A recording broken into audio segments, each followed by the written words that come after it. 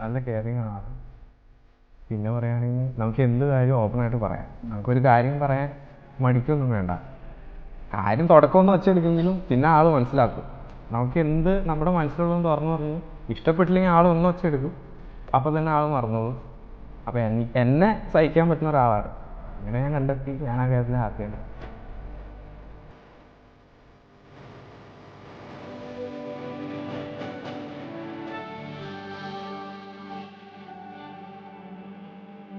ഋതുവിനുള്ള message എന്ന് പറഞ്ഞു കഴിഞ്ഞാൽ പ്രത്യേകിച്ചൊന്നുമില്ല. എനിക്ക് ഭയങ്കര ഇഷ്ടമാണ് നിന്നെ. നീ വിചാരിക്കുന്നതിനേക്കാൾ അപ്പുറം എനിക്കിഷ്ടമാണ് നിന്നെ.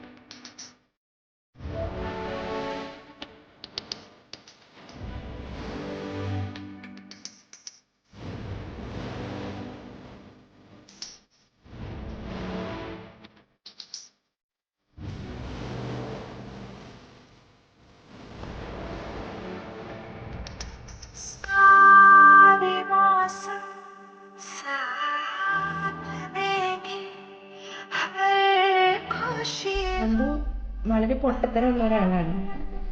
അവൾ കുട്ടിക്കളി മാറാത്ത എപ്പോഴും ഫൺ ലെവലിലായ ഒരാൾ. ഇതിന് ഒരു ഓപ്പോസിറ്റായ ഒരു ക്യാരക്ടറാണ് അവനുള്ളത്. അതുപോലെ തന്നെ എക്സാക്റ്റ് സെയിം ആയ ഒരു കുട്ടിയെ തന്നെ എനിക്ക് കിട്ടും.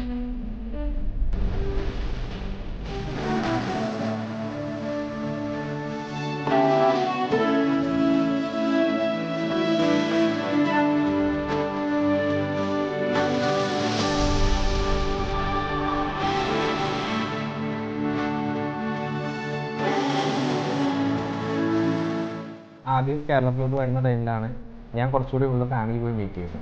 ഇത് വന്ന ഡേ തന്നെ ഞാൻ പോകും. അന്ന് എനിക്ക് അച്ഛനായാലും അമ്മയായാലും ചേച്ചിയായാലും കൊച്ചുണ്ട് എല്ലാവരും എനിക്ക് ഭയങ്കര ഇഷ്ടമാണ്.